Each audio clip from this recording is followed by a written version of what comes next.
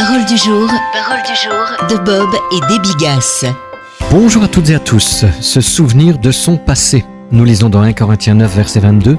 « Je me suis fait tout à tous afin d'en sauver de toute manière quelques-uns. » L'amnésie spirituelle est une chose, hélas, courante. On oublie si souvent notre passé sans Dieu.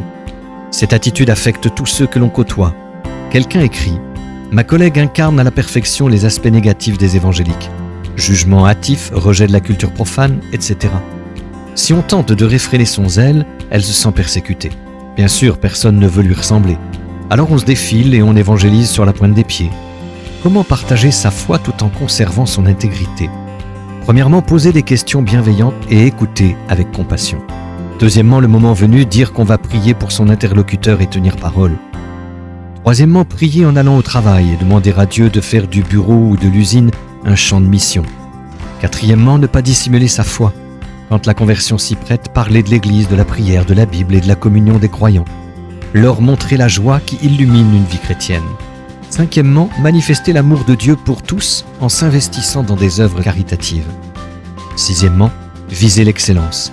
Être cette personne fiable et sérieuse qui est si bien appréciée par ses collègues. Septièmement, inviter les proches non-croyants à des fêtes chrétiennes comme Noël ou Pâques, événements auxquels ils participeront plus volontiers. Huitièmement, lorsqu'on ne sait pas comment aborder le sujet, se confier à Dieu et parler sous son contrôle.